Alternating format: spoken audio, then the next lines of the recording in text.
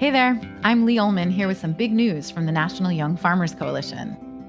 We're partnering with Heritage Radio Network on a special season of The Farm Report. It's all about what's happening with the Farm Bill and how it impacts farmers and eaters.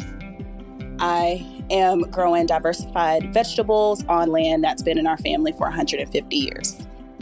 And so with the pandemic, gentrification, property values going up, we had to sell the land and we lost it. Join us as we uncover the untold stories behind this massive piece of legislation that shapes how we grow our food, what we eat, and so much more. The problems we have had, those are things that come from earlier Farm Bill and USDA policy, right? Like Earl Butz, get big or get out. You know, it's my responsibility to know not only what I'm eating, but then like how that all came to be. And realize like, wow, like this piece of legislation, all this money, like it's technically something that I support as a taxpayer. While Congress debates the next Farm Bill, this is not just an invitation to listen. It's a call to action. Be part of the conversation. Subscribe to the Farm Report on Heritage Radio Network, wherever you listen to podcasts. Thank you for listening to Heritage Radio Network. We're kicking off our end-of-year fundraising drive with a special discount offer from our partner, Heritage Foods USA, an online farm-to-table butcher shop specializing in heritage breed antibiotic-free meats. Donate to Heritage Radio Network before Sunday, December 4th at heritageradionetwork.org/donate, and we'll send you an exclusive discount code for 10% off all Heritage Foods products. Help ensure another year of great food radio, get 10% off delicious and sustainably produced meat, and support small family farms all in one shot. How's that for a holiday miracle? Head to heritageradionetwork.org/donate by Sunday, December 4th to make your contribution. Hi, this is Greg Bresnitz, one half the host of Snacky Tunes. We have had the honor of being nominated by Taste Awards for Best Radio Show and Best Podcast. Please head to bit.do/STVote in order to vote for Snacky Tunes and other food favorites. Once again, that's bit.do/STVote. And a big congratulations to Heritage Radio Network for being nominated into the Hall of Fame. Thanks so much. We really appreciate it. Today's program was brought to you by Roth, Wisconsin, makers of the world's best cheese and pioneers in the U.S. artisan cheese movement. For more information, visit rothcheese.com. I'm Chris Kuzmi. And I'm Mary Izette. From Forget About It. You're listening to Heritage Radio Network, broadcasting live from Bushwick, Brooklyn. If you like this program, visit heritageradionetwork.org for thousands more. We talk about food. We talk about music with musical dudes. Finger on the pulse, snacky tunes.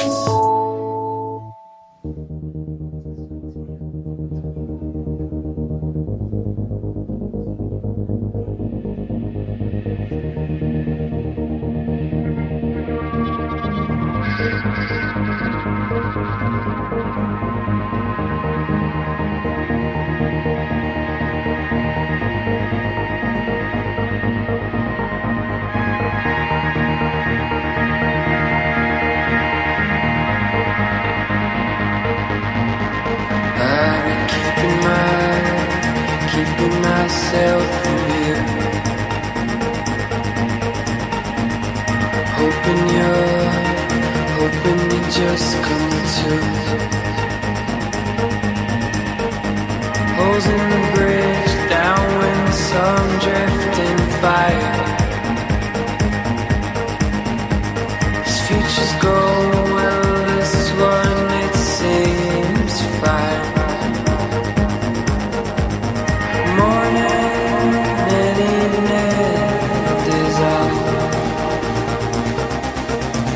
Convinced by me, free at dawn.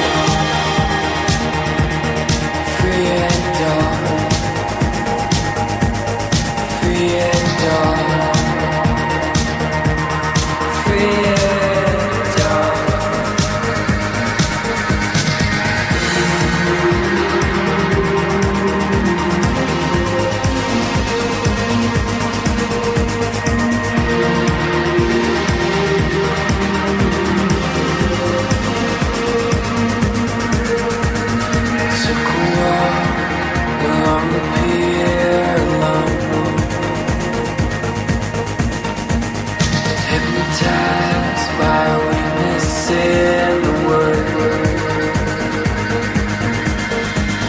Skeleton streaks snaked out another way. I was feeling reckless as rain. Responsibility seemed not away. I'm free and dumb. Free and dumb. Free and dumb. Free and dumb. Free and dumb. Free and dumb.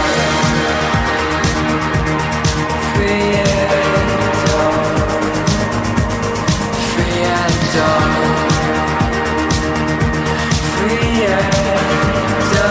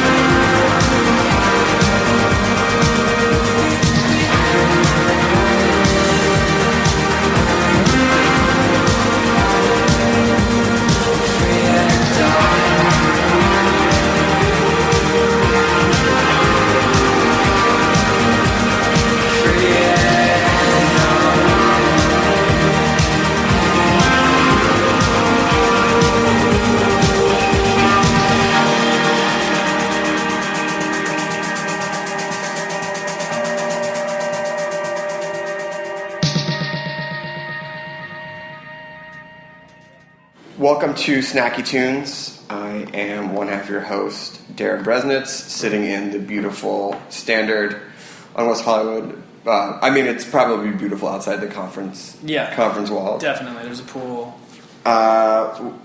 Chef, welcome to Snacky Tunes. Thank you for having me. You grew up in, you're lifelong Californian, right? Born in Hawaii, but I grew up in California. Okay, Yeah. Born in Hawaii. When did you move in? I was about 4. So 4. Yeah, I grew up in California. So for everything, but maybe the very, very early part of your memories. Is that? Yeah, Bay Area. Bay Area. What was it like to grow up in California? Parents cook, grandmother cook, family cooks? I mean, my parents cooked, but it wasn't anything that I really paid attention to. My mom's from Mexico, so I didn't see their family very often. And then my dad's family is from the East Coast. So it was really like my parents, my sister, that was the majority of family for me. And we would have dinner together, but, it was nothing extensive. And at the time, it was certainly nothing that I really appreciated, really. It's funny I think it's probably now. I don't know any kid who isn't like at least aware of food in at least some sort of cultural setting. But a lot of people our age were like, having food at home, having a good cooked meal, anything like that didn't even register. No, it was just not really something that I paid attention to. I was mostly like I would eat fast food. I would go out with my friends. I was so busy doing sports that it was just like never even anything that I thought about. I remember when I started working at a pizza place in high school, I started just eating just like, pizza and things like that, and giving up my mom's home-cooked meals, which were like completely awesome, and I know that respect, and like go back in time and be like, hey, you should have eaten at home a little bit more. Yeah, or said thank you, or like some kind of appreciation. Yeah. So when did you start to think about food as something that you might want to pursue? I was 21, and I just kind of started cooking for myself in college, and I didn't really have a sense of what I wanted to do. I studied philosophy and international affairs, and it was, just kind of experimenting and watching food TV and reading cookbooks and kind of like slowly dipping a toe in. Was there a catalyst, or was it just like, I got to start cooking for myself? Because I was just eating garbage, and I was getting kind of sick, and I was having a stomach ache. So it's really just like that was the first step towards getting me into cooking, and then I started to learn more about sustainable agriculture, and I learned about chefs supporting farmers markets and local growers and kind of the impact that they were having on health and their local economies. And so, the more I learned about that, the more interested I got in the industry as a whole. I mean, that's pretty awesome because you're a young guy and you've had some pretty awesome accolades, and to have gone from at 21 just even to sort of getting in the kitchen for yourself for the first time in like a conscious way to where you go, it's not a long time. I think kind of if you really look at like the progression of a lot of chefs, I think that like especially the people who may have been in the industry for 10 plus years or whatever, a lot of them were kind of dabbling at first, or they would like work in fast food, or they would work in a restaurant, and then maybe they'd play music, or they would kind of go in and out. But when I started cooking, it was really just like with the intent of becoming a chef and owning a restaurant. So it was like with that level of dedication and time spent, I ended up getting, I think as much experience as a lot of other cooks, just like really working in the kinds of restaurants that I was working in, cooking all the time on my days off for friends, for family. It was really, I pushed myself really as hard as I could as a young cook. I was coming in early, staying late, going to Europe, not getting paid, staging on days off. So the classic, like very much like the classic, yes, chef. Absolutely. By the bootstraps. Yes, I started as a prep cook, as a dishwasher. I worked at this place in Berkeley, Lalim. That was like my first actual job. But the first like real hardcore restaurant I worked in was Opening Flower and Water in San Francisco. Yeah, that restaurant is bang up. Yeah, it was just like the economy had just started to sing. So this 2008.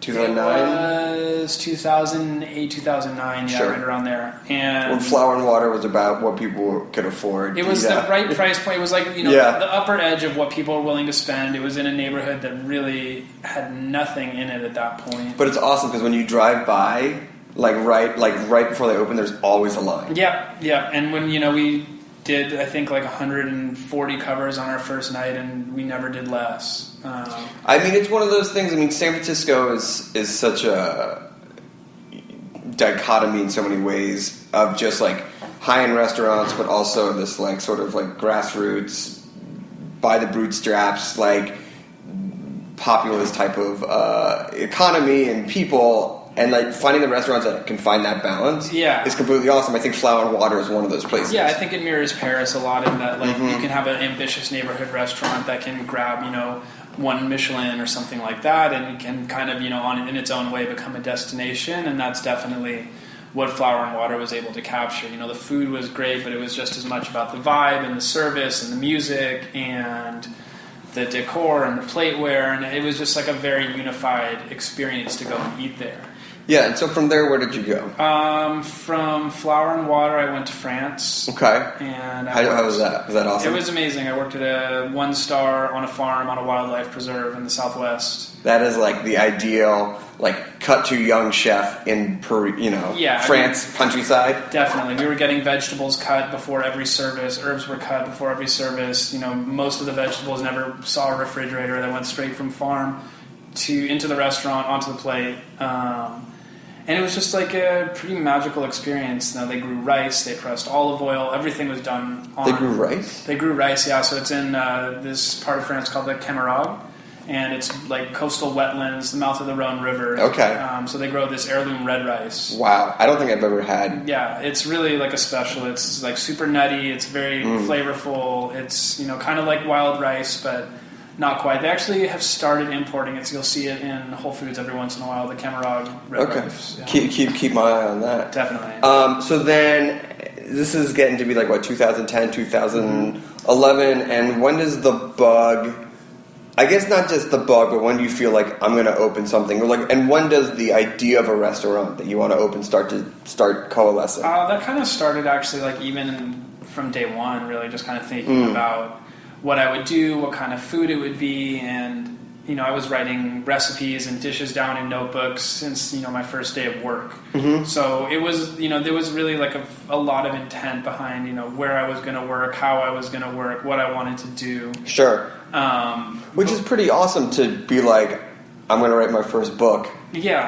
But I'm going to start from the moment I start putting a pen to paper. Totally. I'm just keeping the best ideas. Yeah, and it was just like throw as much at the wall as you can, see what sticks, try to develop a style, try to think about what a style would look like, and work for really great, talented people. Push yourself. Learn techniques. Learn what it takes to actually do it, and then kind of go from there. So when you start to think about the restaurant that would become Alma, like what, like, people forget now, it's easy to sit here 4 years, almost 5 years later, of like what downtown LA really was. Yeah, so Alma, the original, was opened on Broadway before anything was there. So we were between a hostess club and a pot dispensary.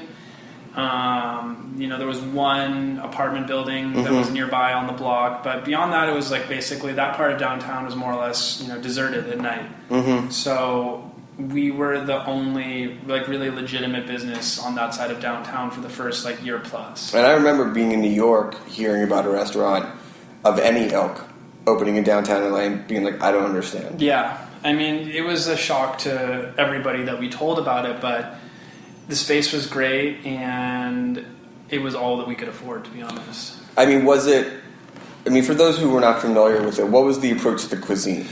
I mean, it's the same approach that we take now, but it's in California, coastal California, as much as we can get either wild or from the farmers markets. Everything is sustainable. All our meat was pasture raised.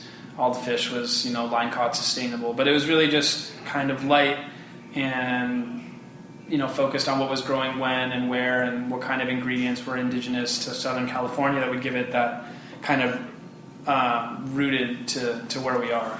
And did you find yourself pulling from every part of your, what was it, about 5 years, 6 years of culinary cooking? Yeah, I mean, it was just like the first, when you're starting out as a chef, a lot of the food that you're going to cook is pretty derivative, so it'll be variations on stuff you've done before, or it'll be based on something you read in a cookbook, or it might be based on something a friend tells you about or you see on social media. And so, it would be variations on things, and every once in a while we would get something kind of like organic and that was like felt like something different. I mean, and to say that you guys eventually landed on the right mix of something different, I mean, out of the gate, it was celebrated by not just locals, but nationally, internationally as one of the best in America. It was definitely a mixed reception. I think that like it was there. We had supporters, and we definitely like received very high profile press. But I think that locally we were always a bit of an outcast, and we were always kind of the outsider, for lack of a better word, in the restaurant industry in LA. And I think that. Was it location? I honestly, I've thought about it forever, and there's nothing that I can really put a finger on. I think it was, we kind of came out of nowhere. We weren't from here. I didn't work in LA restaurants. We didn't really ask for permission for what we were doing. So I think that, people were a little bit wary of the label. We started to get labeled as a standard bearer for Los Angeles. And I think that there were a lot of very hardworking people who put in a lot of time here. And I think that, that kind of rubbed some people the wrong way. Sure. Well, listen, we're going to take a quick musical break, come back, talk about the Alma 1.1 and then Alma 2.0 and all the awesome things you're doing here at the Standard and the current LA dining scene and everything that's going on. That's pretty awesome. Sounds good. All right, we have a quick musical break. Live music recorded previously on Snacky Tunes here on heritageradionetwork.org.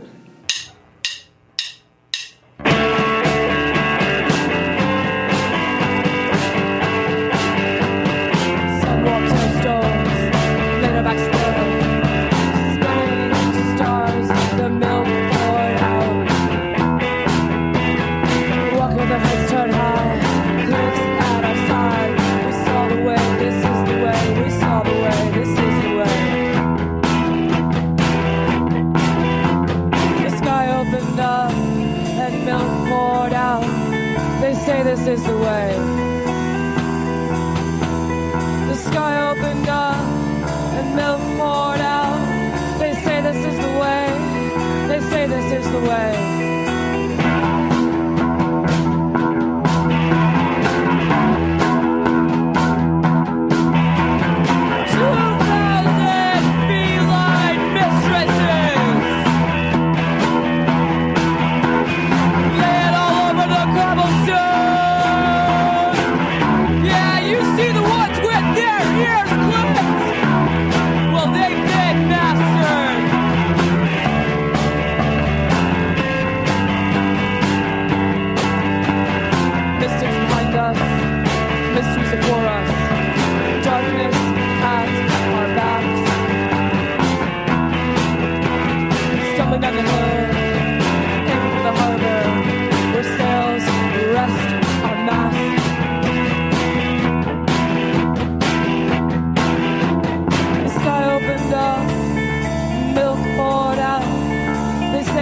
the way.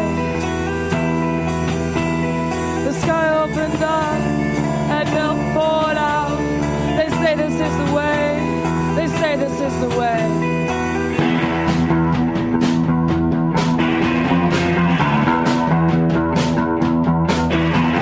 Well, those mistresses, well, they don't just lay there at night. They prowl. I think I'll stay on this island.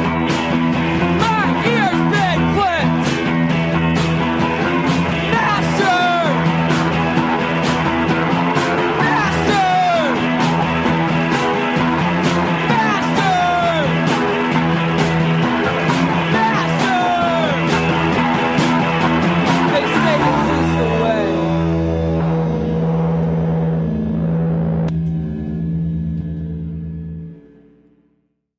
Have you tasted the world's best cheese? Grand Cru Surchoix is the 2016 World Cheese Champion. Our partners at Roth, Wisconsin make this gorgeous Alpine-style cheese in the rolling hills of Greene County, Wisconsin. Grand Cru Surchoix is produced by hand in Swiss copper vats and finished by aging on spruce planks. The quality milk and careful craftsmanship bring out the award-winning light floral notes, nutty undertones, a hint of fruitiness, and a mellow finish. Perfect with Riesling and Muscat, Grand Cru Surchoix is a guaranteed hit for any occasion. Check out their other offerings at rothcheese.com.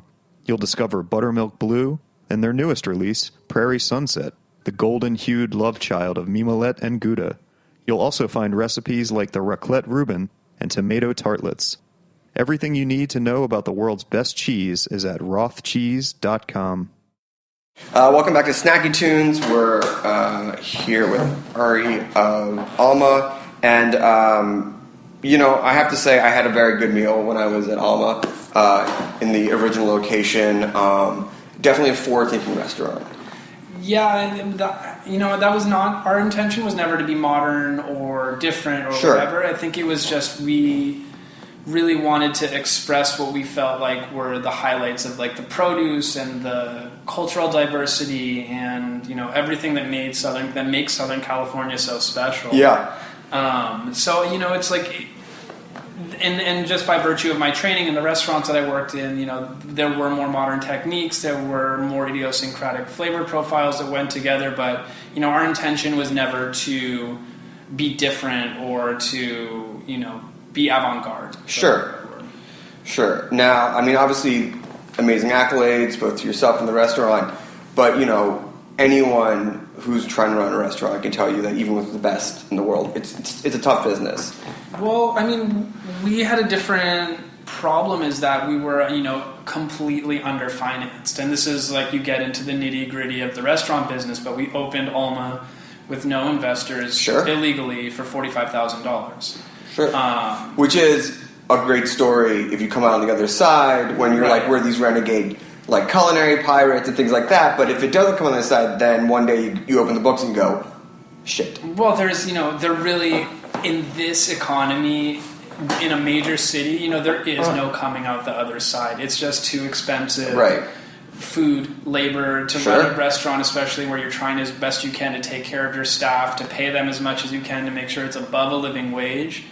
And you're not a restaurant under the radar either. No, exactly. So there's a lot of attention. We constantly, have to upgrade our silverware, our plateware, our, facilities, and we're trying to do that with our working capital without, any backers behind us. And so we're basically learning on the fly. None of us have ever operated or run a business at that level before. So, I think that we, unfortunately, we were doomed to failure from day one, and it was, just absolutely mind-blowing that we made it as far as we did. Now, saying that you were doomed to failure from day one, given the success that you had, when did, and it's never an every easy decision, but when did it start to sink in that you're like, if we're going to want Alma to continue on, we're going to have to rethink the current iteration and have to make some major changes? We were existential our entire time. Sure. There was at no point were we ever comfortable with the finances of the restaurant. Sure. At no point did we ever feel like, we were even going to make payroll. We were crossing our fingers and hoping that the bank account didn't, hit zero every pay period. So it was, we were just fighting, and we fought and we fought and we fought, and then there came a point where, there were some situations that we came up against, and it just wasn't possible, to continue without. We would have lost everything at that point. So it became like, let's time to lick our wounds. Let's try to regroup. And I guess that real decision was made probably in the late spring, early summer before we closed. So last year. So last year. Yeah. Was there any situation where you could have without having to completely revamp everything and go to like a completely different menu or approach or what you were doing, that you could have saved the restaurant down there? Or did you get to a point where like it's not worth saving for what we would have to do? It's not that it wasn't worth saving. It was just that it wasn't a sustainable business operation. It was too small. It was, our building, as like homey and charming as it was, it had enough electricity to support, the family of 4, to be honest. Like, we couldn't plug in more than 3 or 4 appliances at the same time without shorting it. Like, the lights would go out during service. Yeah. We didn't have refrigeration. The kind of, our landlord wasn't as cooperative in terms of supporting building upgrades and stuff like that. Mm-hmm. So, outside of asking, somebody for $1 million to do what we needed to do, we felt like, it was time to kind of try to figure out what's next and let this go to sleep. Yeah, I mean, one of the beauties of America is this promise of like a second act. Yeah. And I think it takes some foresight when you go like, okay, let's drop that curtain, take an intermission. What did you learn during that break? Or when did you start to think that, and when did you know that like, yes, this is done here, but we're not done? We, like Ashley, my business partner, and I, we just loved the community around us. We loved our staff. We loved the people that were coming in to eat. We loved the farmers that we were working with. And so it was more just like we didn't want to stop. We didn't know what it was going to look like. We had no idea, if we were going to be able to come back. But we wanted to try to figure out what a sustainable future was, going to look like. And we had made so many mistakes running a business and learning about how to run a business on the fly that, we felt like at least we had more of an understanding of the realities of the business side of things versus just like how to run a service and how to, execute. Yeah. I mean, so when you start looking at past and the mistakes and things like that, and then you start looking forward as well, in some ways it's like a freeing time. Yeah, I mean, I thought that I was going to be sad about it, but it was a relief that, the fight was over. Sometimes you realize, like, there's more pain with the fight than with the actual problem. Well, yeah, I think it was that we were trying to keep something alive that had run its course. And that was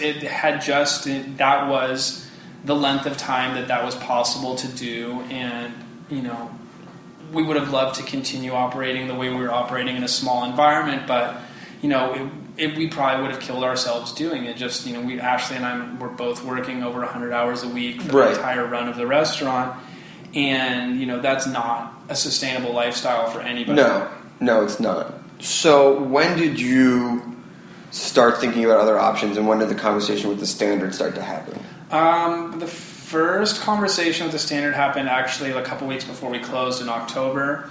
And we had a conversation with them actually a few years prior about the downtown location, but nothing really came of it. We weren't ready to take on a second project, and I think that they were probably understandably a little bit wary about handing over a hotel operation to 26, 27-year-olds at that time. Of course, and to be honest, for those who are unfamiliar with what it means to run a restaurant where you're doing dinner service versus running a complete F&B program for a hotel, it's two different approaches. Right, it's running one service versus where we're at now, where our operations never close. It's 24/7, 365. We always have to be staffed, prepped, and ready to cook food at 3:30 in the morning, at 5:30 in the morning, at all times. And it's funny because in many ways it forces you to give up control because you can literally not be here for 24 hours.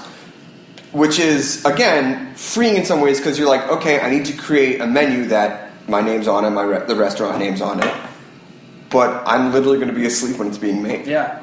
And we had started that process towards the end of Alma too, just with, I would miss services, just because of, some of the press we received. I was doing a lot of travel to support the restaurant. So, there would be entire weeks of service that I would miss. And it really just goes back to the culture that you create around the restaurant and giving people, the ability to buy in and contribute and have creative say in what's going on, so that, it's not dependent on you sitting there making every single decision.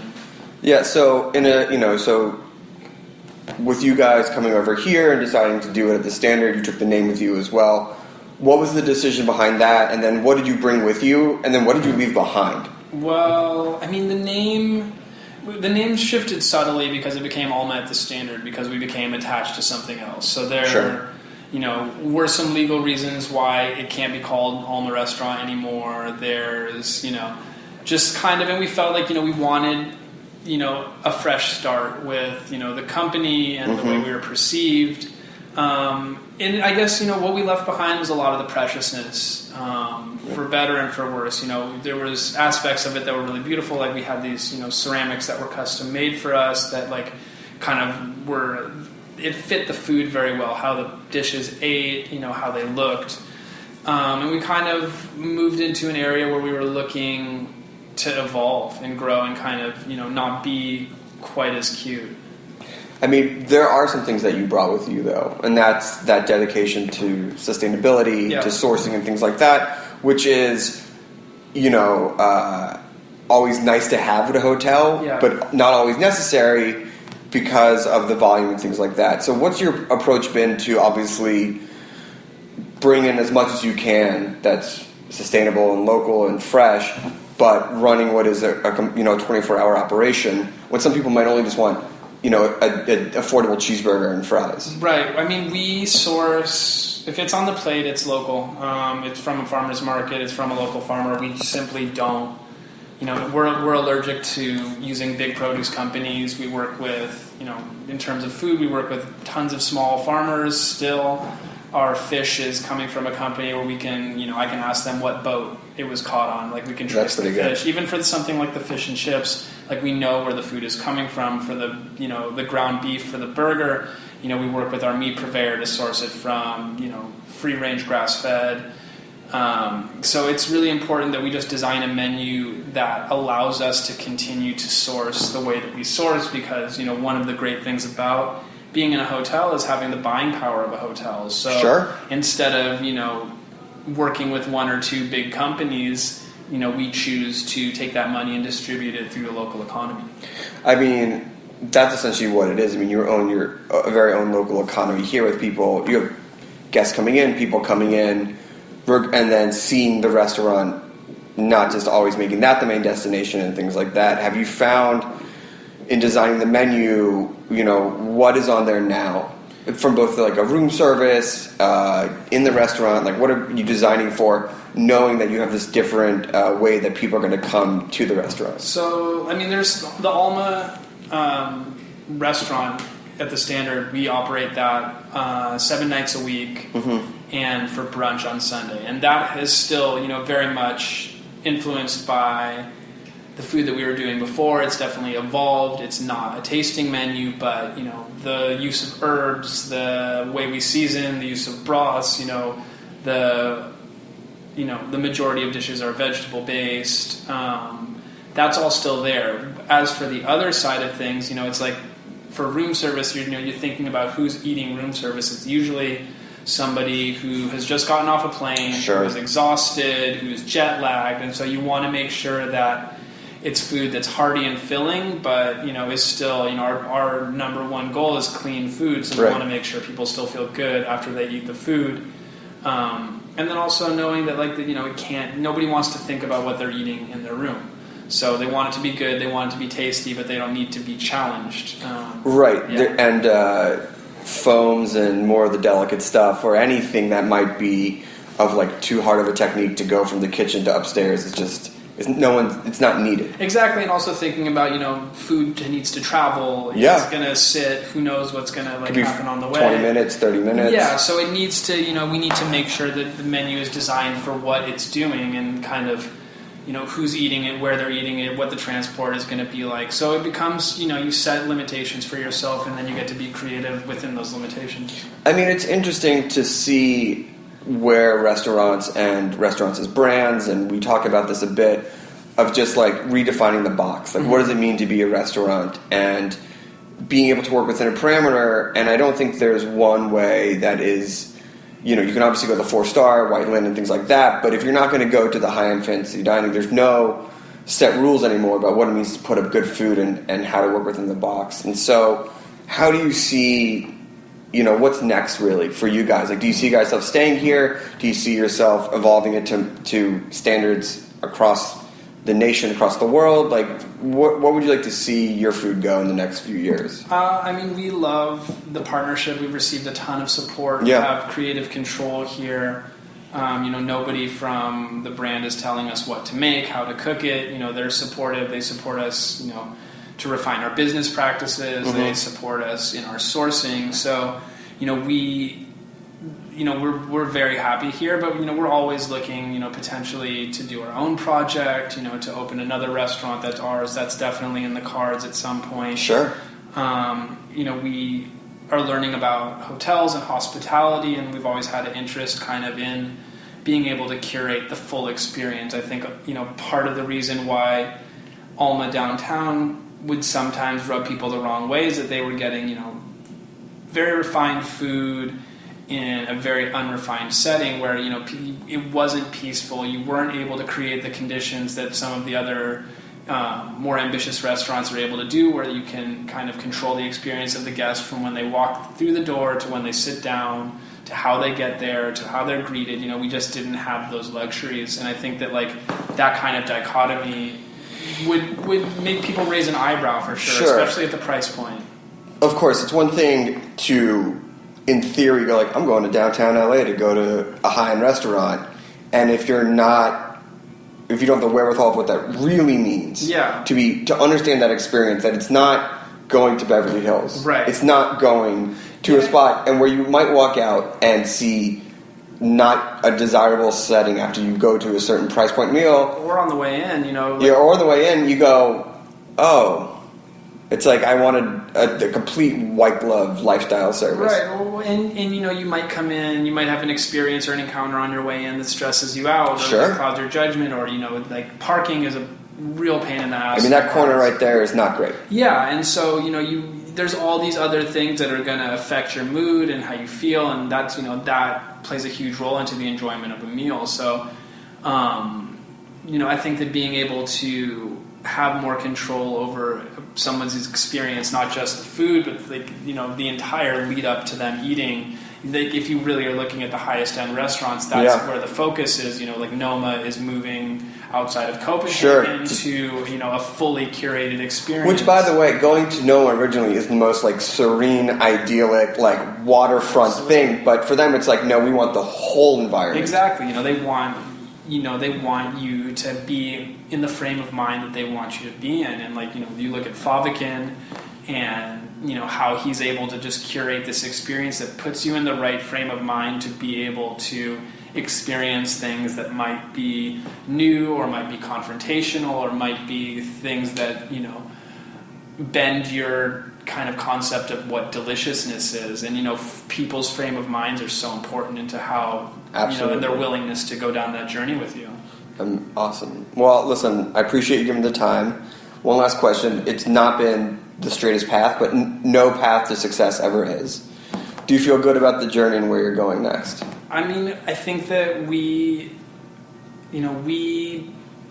do everything that we do with a lot of integrity. Mm-hmm. We take care of our staff, and we take care of the farmers that we work with. And, to me, no financial success is worth it unless you're able to have roots in the community and to, leave at least your area of control a little bit better than you found it.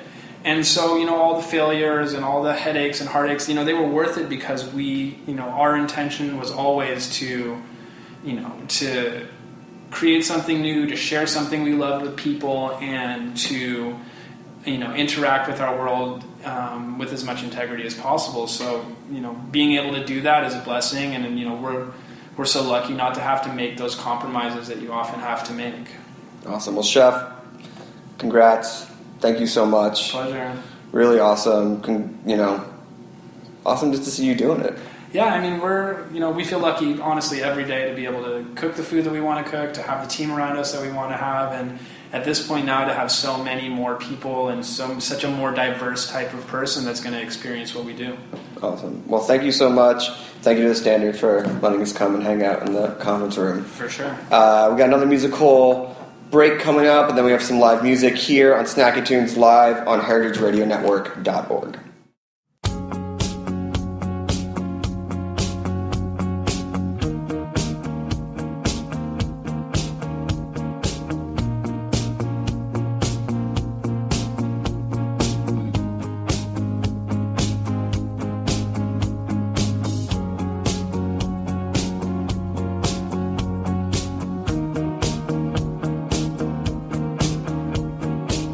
I didn't wanna be the one to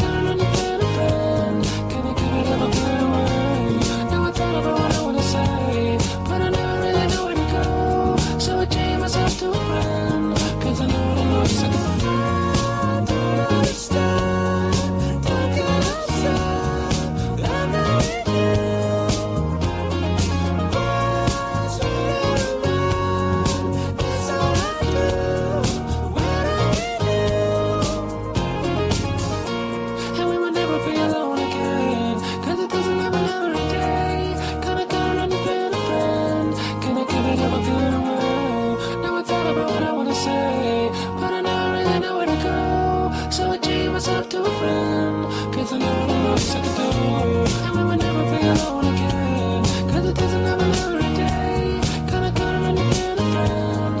Gonna give it up or give it away.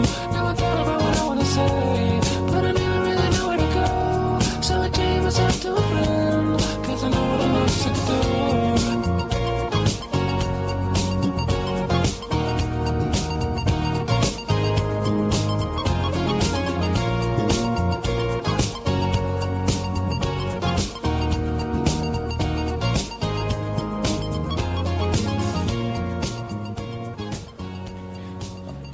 Oh man, that song is so good. Smoothed out summer songs. We thank you once again to Ben who made us the Shakespeare sister shots. That was no joke. That was no joke. Those jerk bitters. They got oh man. I never heard of that before. I want to get into that. Jamaican bitters. Well, I'm looking at 4 proud fathers of their new baby. Is an album a girl or it's a girl, right? Right. Sure. Sure? I think this Yeah. one, yeah. So 6 days old. Have you guys slept? How's she doing? She all right? She crying a lot? Keeps us up at night. Yeah. Just give her a little whiskey every night, and then she goes right out. Yeah. So Limits of Desire is out. Super excited. How do you guys feel about it? I feel great. Yeah? Yeah, we spent a lot of time on it, but it was worth it, and I don't know, we're really proud of it. What's it like to sit down and write an album these days and put it out in the crazy world that is the music industry? It's an interesting question. I don't know. It's like something like a release date is such a weird thing now because the album's streaming a week before. Right. People have stolen it, a couple weeks before that. So. Oh really? Like, were you guys hacked? Yeah, I mean, I think it got leaked like maybe 2 weeks before, which is pretty damn good. Yeah, it wasn't too bad. Yeah, no, that's about the best you can hope for. So. How does it feel to see a leak of your album? Cool. Yeah? Because people care enough that they're looking steal for it. Yeah. It's fine, I think everybody steals music. It's just the reality of things. You pay for what you can afford. So yeah, everybody that hears our band is, we're lucky for them to check it out. So give us a quick history of the band. How'd you guys all meet? Ryan and I are from Long Island. Strong Island. Yeah. And we're friends from back then. Nice run in the Cup this year. First round, not bad. Oh, the Islanders. Yeah. The soon-to-be Brooklyn Islanders. No. Did that get nixed? It's not Brooklyn. They're staying... They're staying Long Island. Yeah. It's okay. It's okay. New York Islanders. Anyway, so you guys met in Long Island. Yeah, and then Jeff and Juan are friends from college, and then we kind of buddied up and started the band. Supergroup? Yeah. And what year was that? 2009. Okay, so it's been a minute. Yeah. It's been a minute. 4 years. You guys still all friends? Yeah. Tour will makes everybody crazy, but then we chill out for a week and become friends again. That's because tour isn't natural. Like tour is the most unnatural. We're gonna put you in a van. We're gonna give you no sleep, and it's like lots of stress. Lots of stress. Yeah, everybody has had their meltdowns, so just try to manage them. I wouldn't trust a guy or a girl in a band on a tour who didn't have a meltdown, because then you're like, oh, this person's fucking crazy, and they're actually this guy Ryan. I can't. Maybe Ryan hasn't had a meltdown. Really? He's real even keel. I guess not. He's I guess a good I'm one to totally have around nuts. because when you're acting like a nut, you just look at Ryan. He's very sensible and calm, and then you feel bad about yourself. What's the food sitch on the road? We don't play around. We eat real well. Really? We don't eat crap. We're super into Yelp and like when we're on like a long drive, we plot out all the cities that are on the route and we'll call an order in advance and pick it up on the way. Oh, you're no joke. Yeah. Yeah, we're not eating. We try not to do crap. this, gas station shit. The 99-cent burrito. Yeah, exactly. I mean, because really, when you're on a 10-hour drive, the only thing to look forward to is something good to eat. So, what's some of your favorite places? Like cities or restaurants? Hit me with both.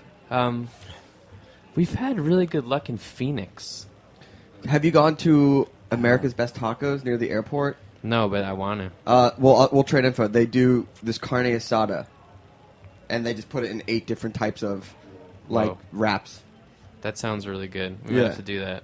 We went to this place called Fez, which is like a sandwich joint, and Triple H from WWF was there. Oh yeah, Fez in Phoenix. Yeah. Yeah. Some other band was on the show talking about Fez. That's crazy. Yeah. I think I think there are just communications between bands. I mean, look, you're all looking for good food at a certain price point in certain towns. Yeah. You're gonna come across the same thing. It's true. That place has been a go-to. What was the name of that diner we ate at in Denver? Something with an S. I wish I knew the name. That food was delicious. Really good fried chicken. You guys, anyway. All right, so let's see. I'll look it up. We'll see if we can find it. You said S Diner, Colorado. We'll find it. Yeah. Is it in Denver? All right, we'll see if we can find a thing. So, you guys gonna rip a song for us? Yeah, let's do it. What song are you playing first? The song is called No Stranger. All right, here we go. Small Black, new dads of the new album, The Little Baby Girl, No Strangers, here on Snacky Tunes.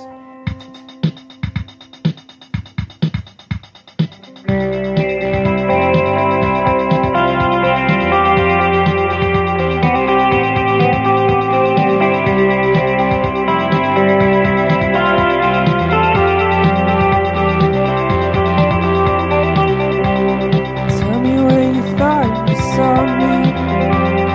Tell me why you asked my name.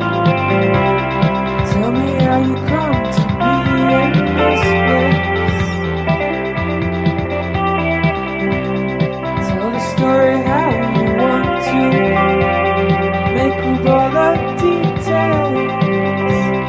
Tell me what feels good. I don't care. You're no stranger. You're no stranger to me.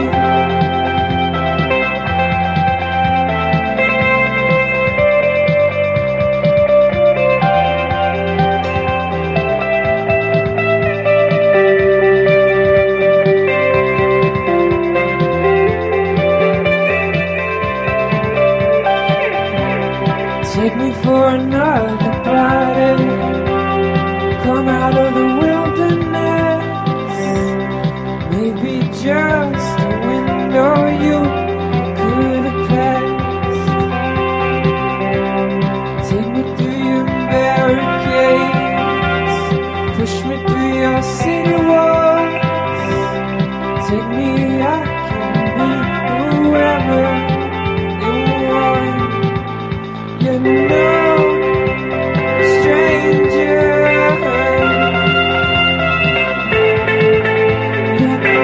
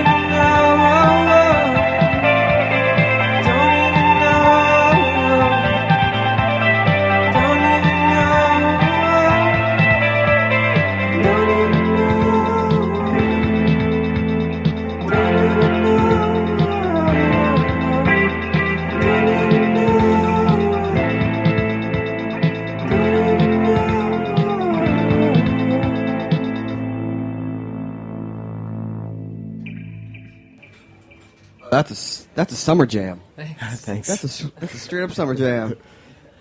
So what's the writing process for you guys? Is I heard you when you guys were warming up before the show started. There was definitely a little bit of jam going on. You guys jam it out, and then you figure out songs from there. We do some jamming. Yeah, it's really different song to song. Some are from jams, some are from a song somebody brings to the band, and then we kind of rework around all the different elements. I think for this record, songs didn't really become contenders for the record until they had a hook that we thought was good and that we latched onto. So I think that was the main criteria as far as how we followed through and finished things. I think one of the things that I like now, or when you can definitely tell that a band wrote an album and not just a single, and you guys put out an actual album.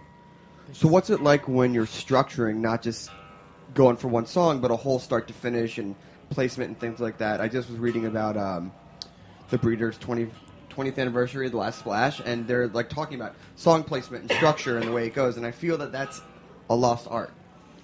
Yeah, I would say with this record, like Free at Dawn, the first track was definitely designed as an intro track, and the last track, Outskirts, is definitely was always designed to be the ending. So we had that in mind, and then I think the rest, things start to, as you get closer with the mix, they start to really show their head as to where they belong in the record and what role they serve. You know, there's a couple songs that we cut from the record that I think are really good that just weren't, they didn't serve the proper role in the record. And do those become 7 inches, or what do you do with those? We just put the record out, so we're still figuring out what to do. But yeah, 7 inches are great. EPs, it's kind of what. You got to respect Record Store Day for, I think, breathing life back into the 7-inch and making it like a new commodity. I feel for a few years that was not a thing. And, the digital download or like the free song, but there's something nice about having it be tangible, even if it's 200 copies, and you release it online. No, I love 7 inches. I think that's probably the music form I buy the most, just because it's $5 or $6. It's a nice way to support the band. You get the cool art. I like the general size of a 7-inch. It looks great. And I don't know, it's usually got some track that's not as easy to find on the net. Yeah? On the B-side. Do you find that people aren't ripping 7 inches as much as they are albums? They do. Everything eventually ends up on YouTube. But I think it's sometimes harder to find like that nice MP3 or something that you want to listen to. Yeah. What's your most prized 7-inch?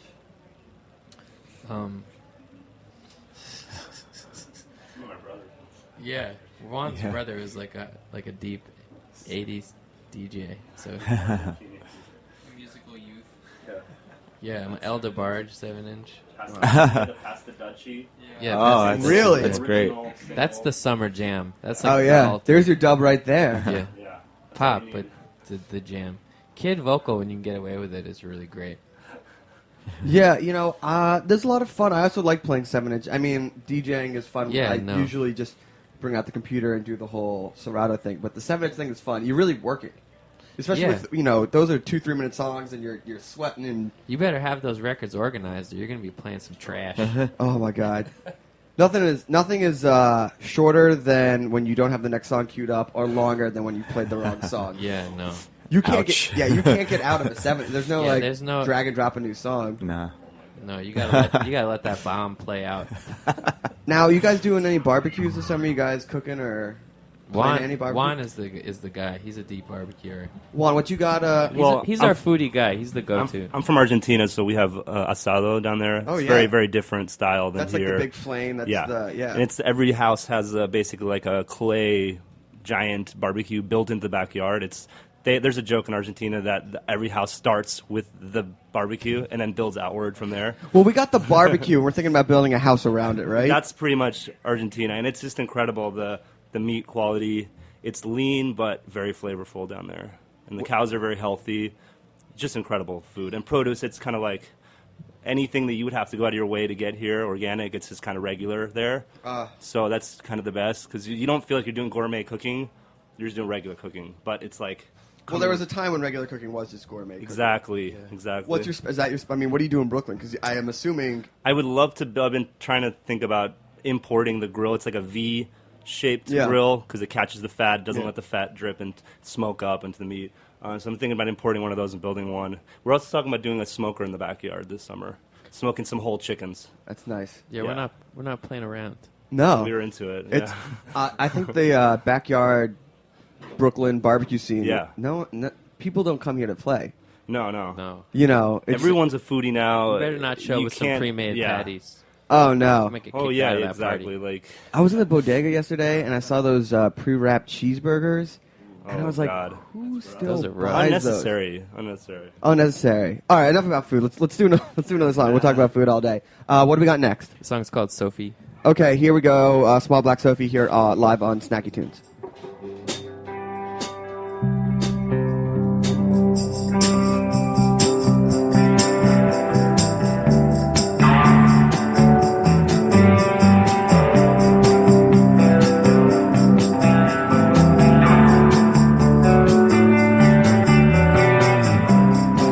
She was the endurance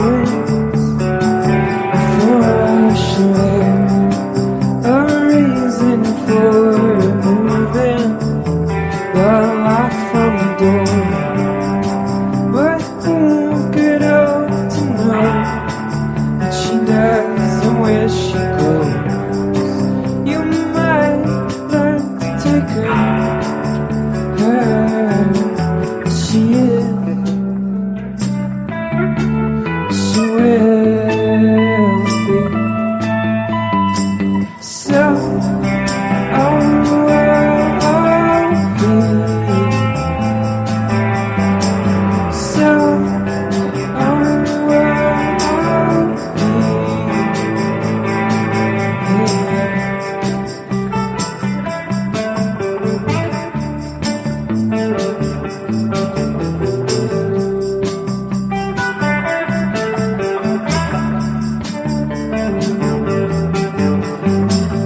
you're double in many ways. The only one of you can pull the strings. To be the guest, to be the other one. Is it so bad? You're starting to understand. She is. She will be. So,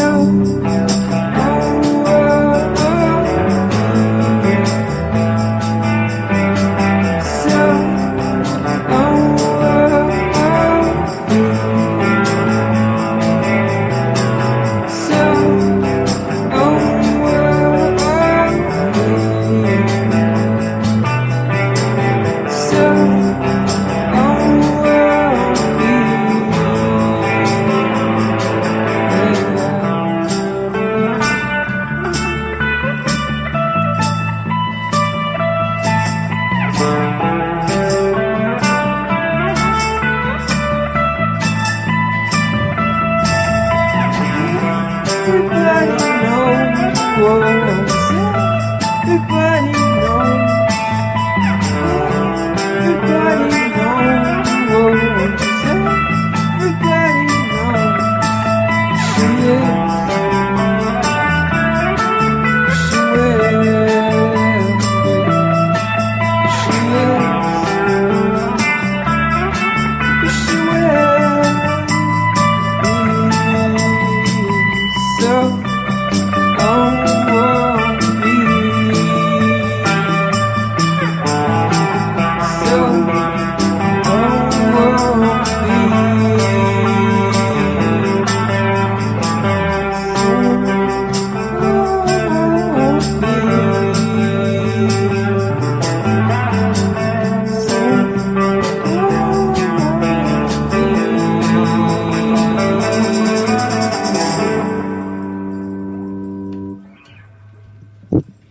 Rad.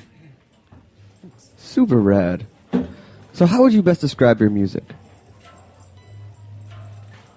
Oh man. I'm kidding. I'm not going to ask you music questions like that. Let's get back to the food. So what is your favorite time of the year to eat? Are you guys barbecue men, or are you guys like winter soup dudes or things like that? Come on in. You're the food guy. Don't stand in the corner. Yeah.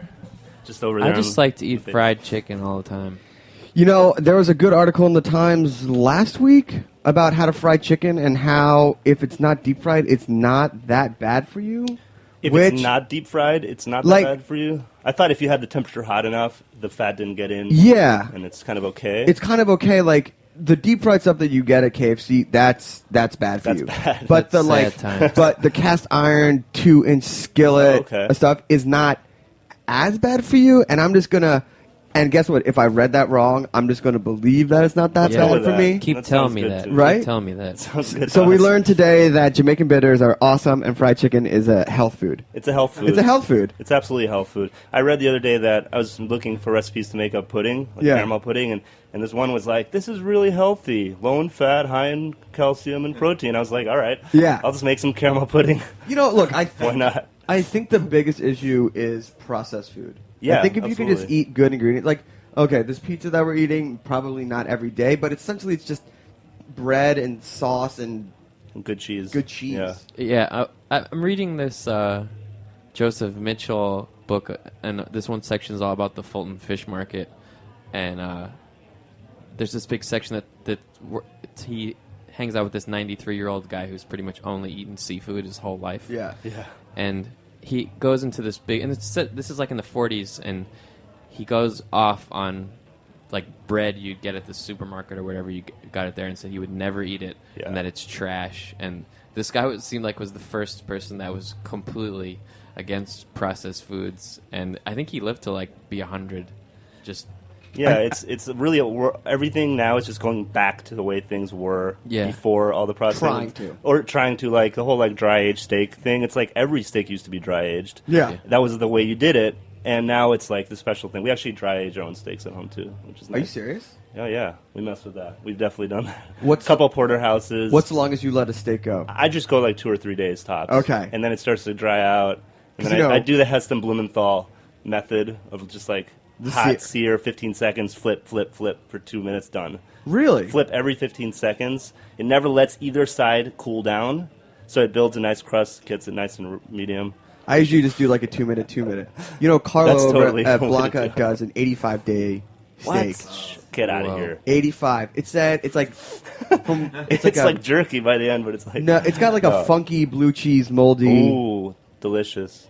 Yeah. Just cut that right off. You can't be afraid of the funk in both No. music and steak. You know? No, certainly not. So what's the plans for you guys? Tour coming? Yeah, we start tour on May 29th in Boston, and then we come back and wrap up in New York at Music Hall Williamsburg on the 30th of June.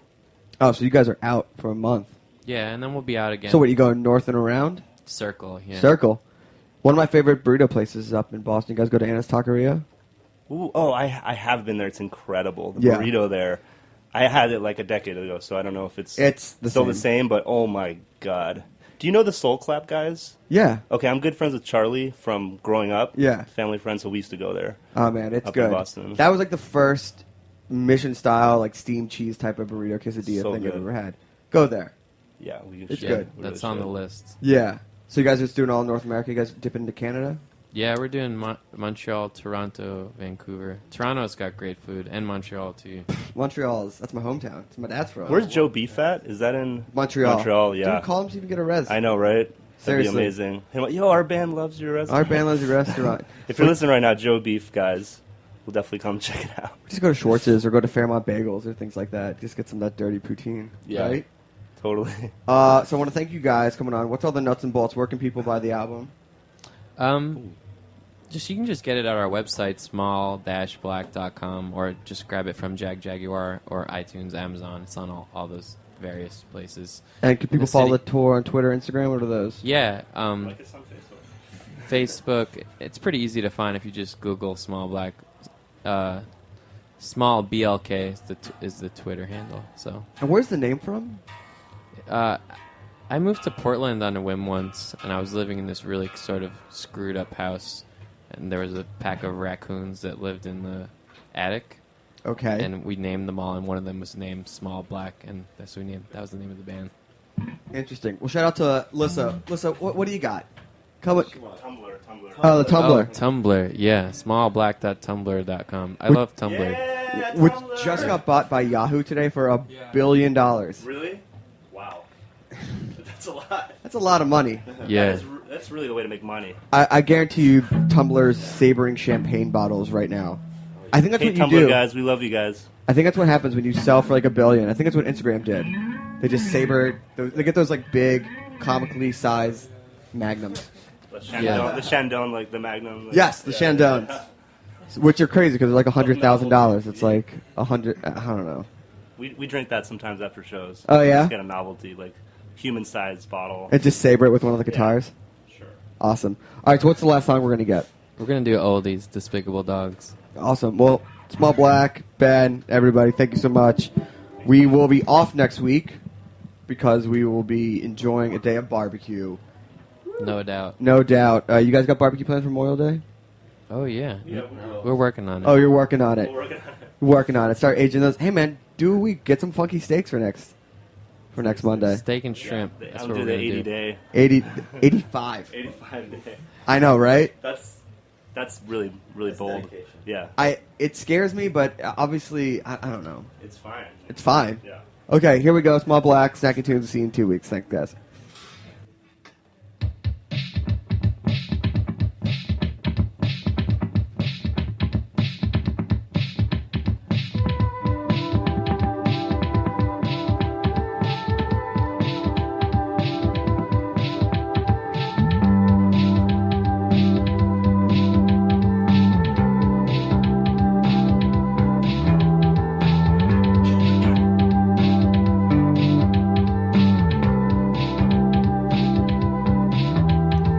I know where they build them, I know when they're selling low. Wilder than the worst one, wilder than the one I know. Smoke machine begins to blow.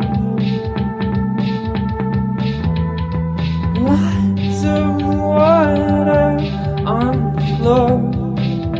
Oh, indifferent to the written word, lost in the wood on another hunt, and they rattle and they rattle.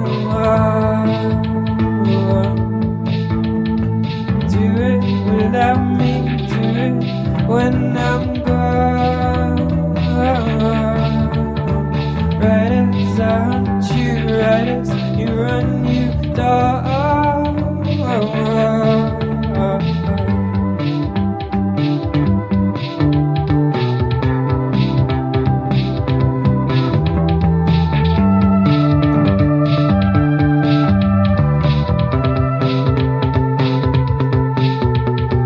I know how you watch your mind, you wanna, maybe in the factory, maybe in the actual world.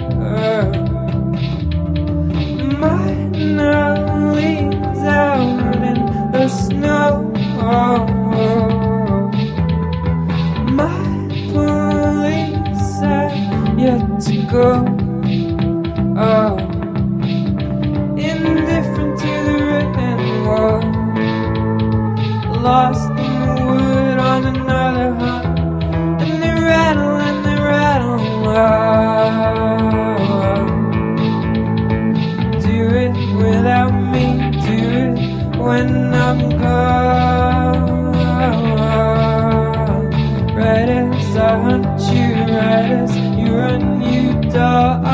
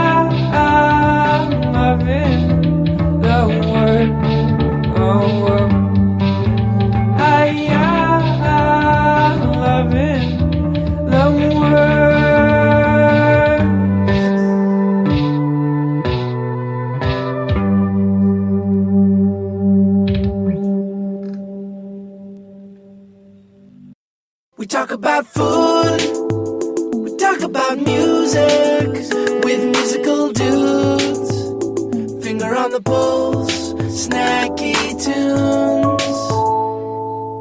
Thanks for listening to Heritage Radio Network, food radio supported by you. For our freshest content and to hear about exclusive events, subscribe to our newsletter. Enter your email at the bottom of our website, heritageradionetwork.org. Connect with us on Facebook, Instagram, and Twitter at heritage_radio. Heritage Radio Network is a nonprofit organization driving conversations to make the world a better, fairer, more delicious place.